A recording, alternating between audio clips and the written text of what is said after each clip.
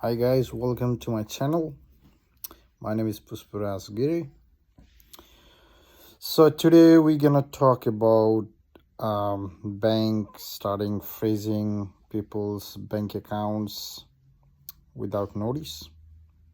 It generally happens when you are operating a P2P transactions, maybe in Bybit or Binance or OKX, wherever there is a P2P platform.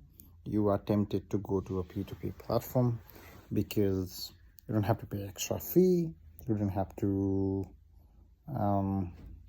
go through a long process, right? You just see a guy who wants to sell some crypto and you just transfer him the money, or you have a crypto you want to sell, the guy will transfer you the money, and it's illegal in Australia.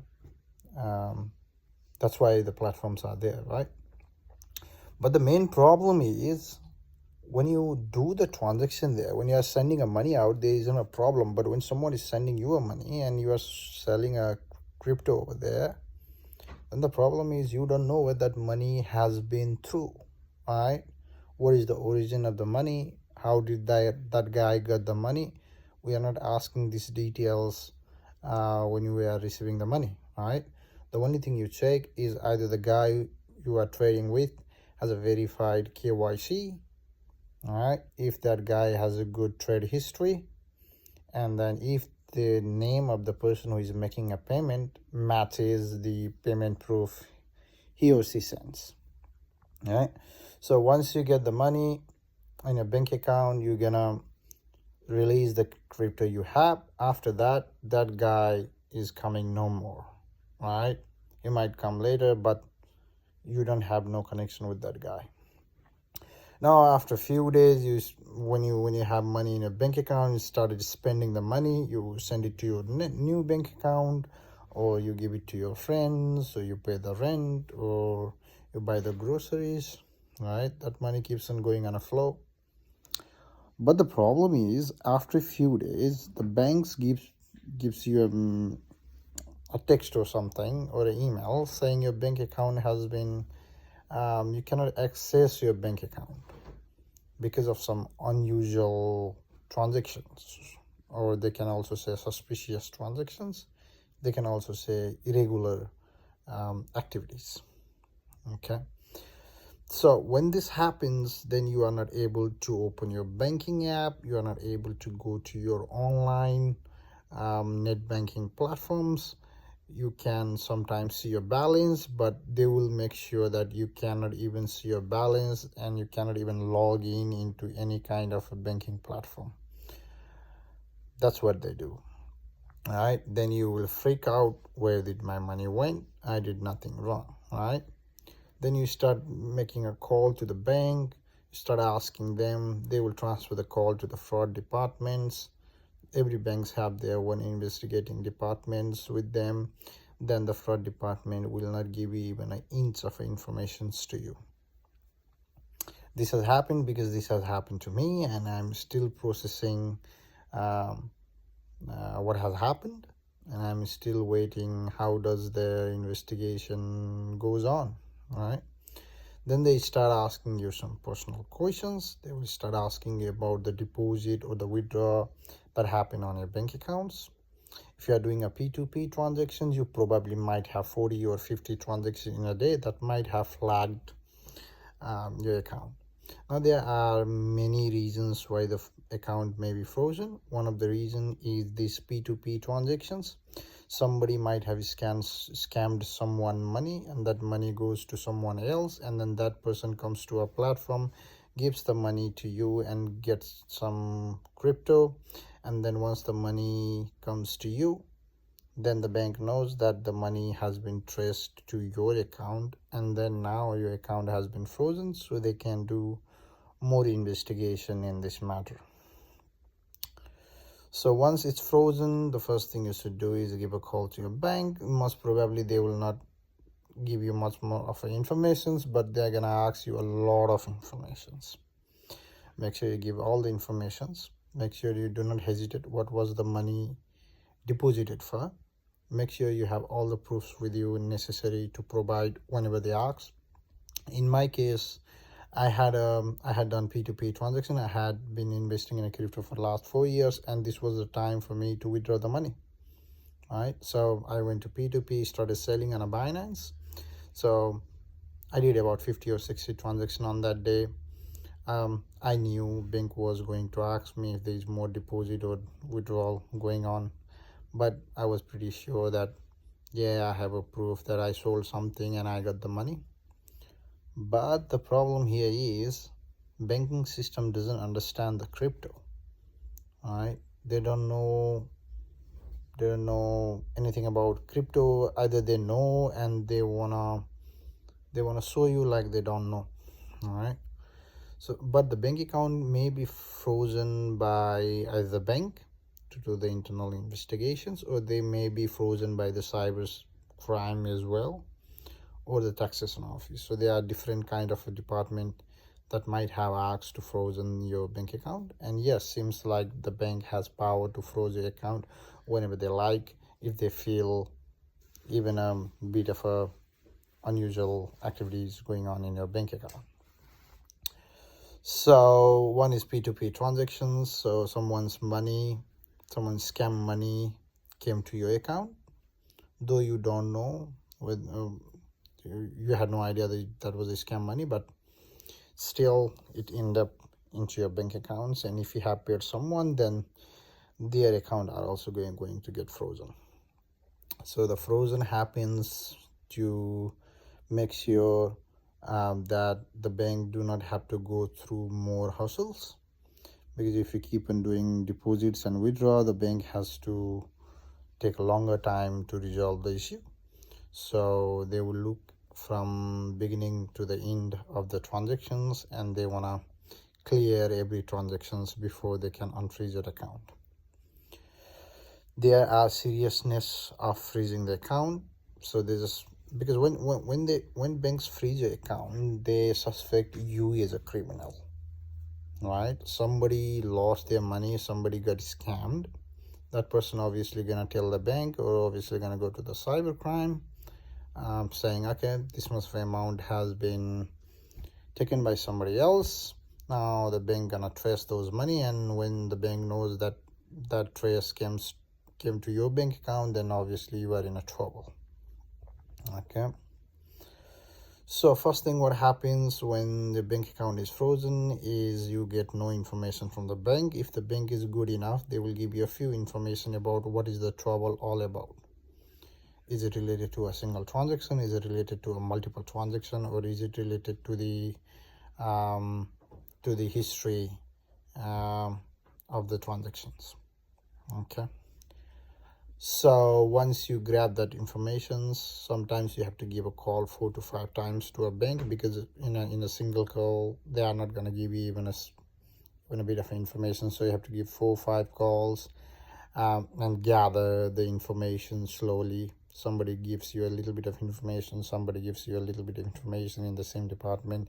So gather the information and understand why the bank has frozen the account, and especially related to which transactions. So if that transaction has a problem, then that means that money has been through some criminal activities, has been scammed, or somebody reported that money belongs to them.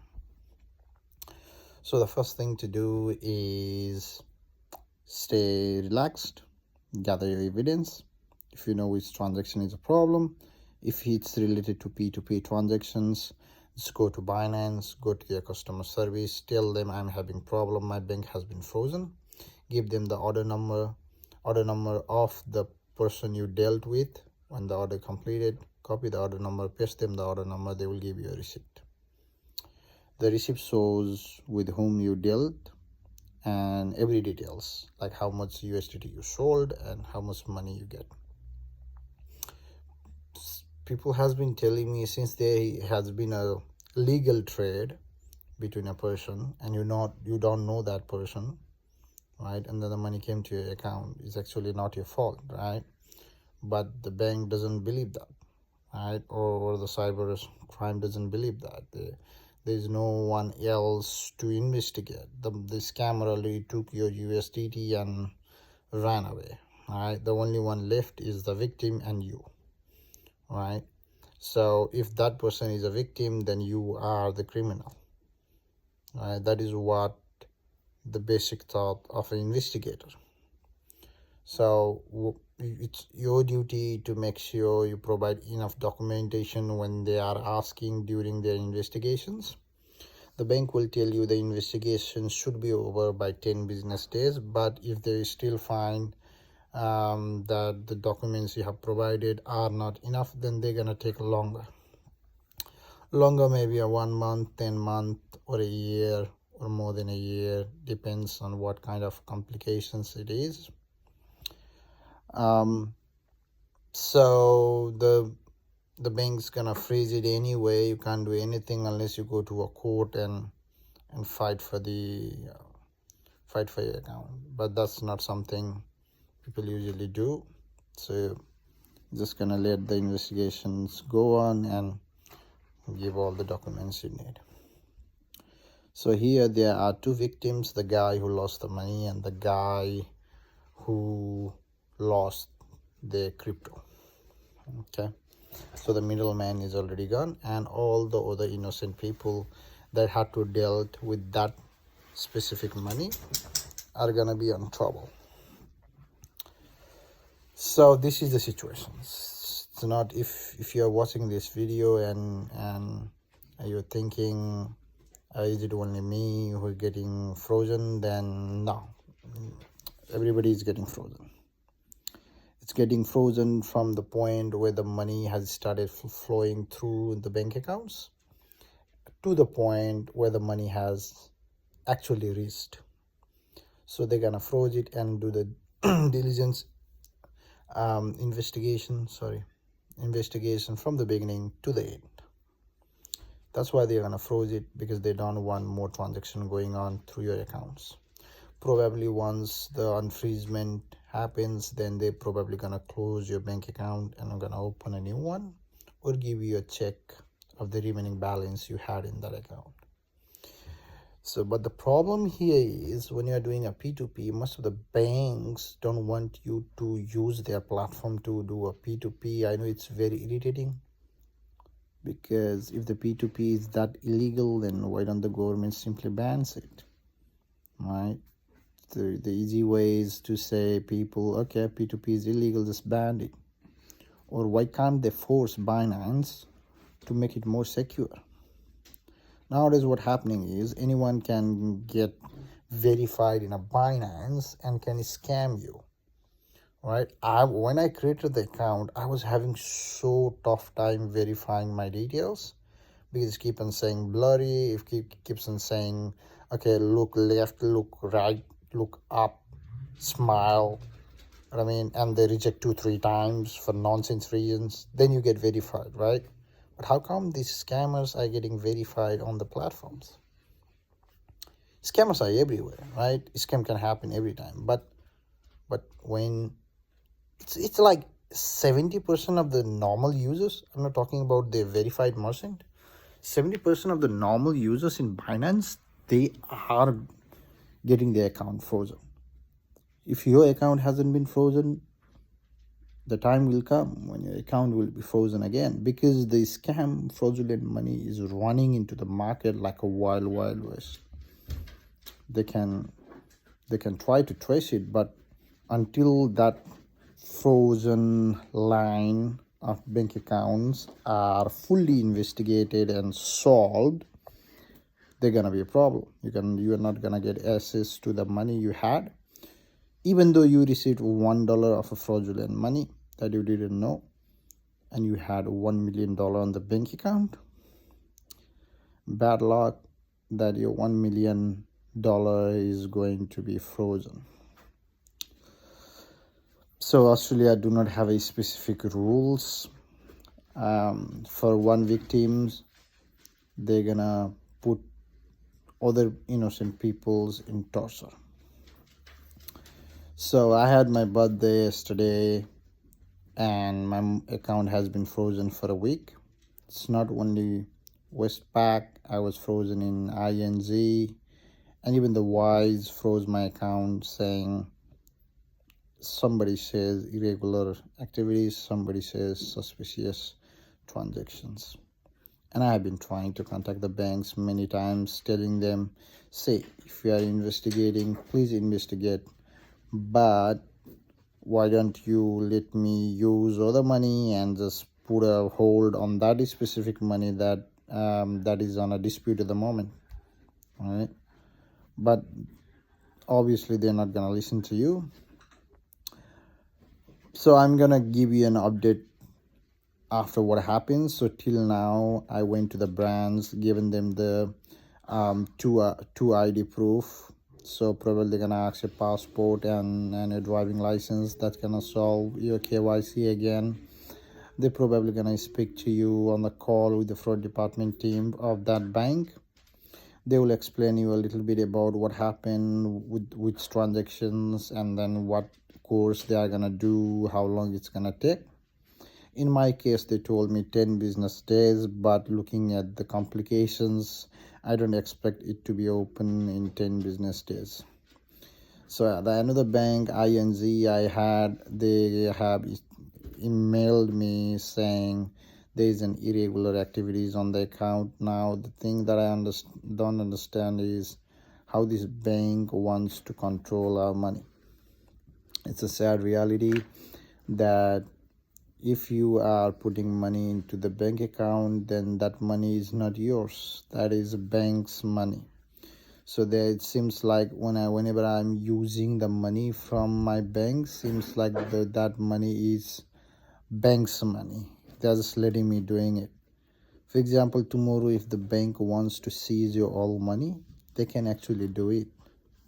They can actually find a simple error and tell you are a suspicious users, and then do some nonsense investigations, and they just make the investigation late and take your money. Their main aim of doing the investigation is to return the money back to the person who has been scammed. So that means so that they don't have to pay much fine to the government. Right, bank has to pay a fine if somebody is reporting of these fraudulent activities. So their main aim is to take or hold as much as money as they can. So later they keep on asking every bank account who has been frozen and ask them for the proof. If there is no proof, then there's gonna be a problem. They're gonna confiscate the money or even charge you with fraud. So till now, this is the first time it happened to me, and also this was the first time I used the P2P platform. And oh God, I have no idea where those money came from. The only thing I cared was they sent me the money and I gave them the crypto name, matched the name, real name, and the real name of the Binance matched to the bank statements or the payment proof. But you never know. Maybe the guy who sent you the money, he might not be fraud. I mean, he might have received the money from somebody else. Right, so in this case you cannot even blame that guy. Probably that guy money is frozen because your account is frozen. That means that guy account is also frozen. Or if you are doing both buying and selling on P2P platform at the same time, so probably might have sent money to someone else, and that someone else might have their account frozen. So there you can see there is a clear loophole in the system where the scammers are coming and just misusing the platforms, and they're getting away, and the innocent people are here making a video on YouTube like I'm doing. Right, no solution at all. Can't do anything. Just let them do their job and let them take your money. If they want to return it back, they will return it back. If they don't want to return it back, no. It's not only related to P2P transactions. For examples, tomorrow morning you wake up and you realize you have $500 into your bank. You don't know where that money came from, and so you're just gonna relax. Most of the people just gonna say, okay, $500 came to my bank account, I'm just gonna relax. But after 3 days, your bank get frozen, investigation goes on. When the banks ask you where this money came from, what are you gonna say? I don't know, it just miraculously appeared in the morning. So that is a trouble. For example, somebody has stolen someone's money, and then they are angry with you. They know your bank details. They are just simply gonna pay you, and you're gonna be in trouble because you don't have any proof if that money belongs to you or not. So this is a clear loophole in the system, and the Australian government does not have enough flexibility on helping customers. Right, the victim, what I feel is, in this modern era, first problem is people being scammed. Right, still people are being scammed, and then the banks are letting them being scammed because the money came from that person's accounts and went to somebody else. Right, so these people are not actually hacking their accounts. They're actually asking them and convincing them to send the money to somewhere else. Right, and then these people are actually sending money to somewhere else for many reasons. They might have been convinced, they might be elderly people. Scammers generally target the old people, so they usually happens to trust the scammers, and then they're gonna transfer the money, and the money keeps on flowing, and everybody's gonna say, okay, this is my money now because I sold something for it. This is my money now, I have made trade with it, until it comes to my bank account, and obviously I'm gonna say this is my money because I sold something for it.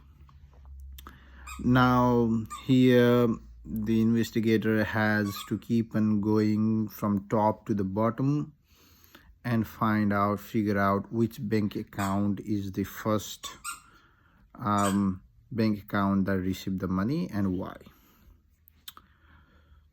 But the problem is in this kind of situations, bank has a lot of power. Bank can freeze at any time without any information. You might have your life savings on it. You want to spend somewhere. You went to the grocery stores and try to purchase something from the car, and later you know the car declined. You call the bank's saying, okay, we can't. They're just gonna forward it to the fraud team, and the fraud team is gonna speak to you like you did something wrong. Their voice, the temperature of the call, everything is very different. Right, and when somebody is saying suspicious activities, illegal activities, your heart's gonna be pumping super fast because you know you did nothing wrong. Right, so if this thing happens, stay calm, keep on providing our documents. At the moment, I have been emailing my bank and telling them I have enough proofs. If you're gonna ask me from the beginning of the transaction to the last of the transaction, I can provide you the proof. But once I go through these situations now, I have around $40,000 is a frozen in my altogether from my ING bank and Westpac bank. And Wise as well, the online platform, they have frozen my around $60. That's not a big deal, but that 18,000 in two banks are a big deal. So everybody's gonna be freaking out, and there's not enough solutions of this problem. You just have to give up to your money for a temporary time frame. And we don't know what actually happens. So if there is anyone who is looking at this video who have gone through these situations, specifically regarding to the P2P transactions and have solved this issue, please reply on this video comment box and let me and other people know what actually happens, what is the process, am I ever gonna get my money back, or what did you do, right? What happened, after how many days, what happened, and then what kind of documents you provided, and how it was unfrozen. If it hasn't been unfrozen, then what's going on, right? How you're surviving. Share in the community below on the comments, and I will be back again once I hear something from these banks. But my suggestion is always have enough cash in hand with you. Don't keep too much money in the same bank account. Create 4 to 5 bank account and diversify your money. So if something happens in one account, other account could be used in difficult circumstances. In my case, these were the 2 banks I had, and both of them are frozen. Thankfully, I had around $800 or $900 in my as a cash, so I'm surviving on that basis. But I don't know how long. So yeah, just let us know what do you think. Thank you. See you next week.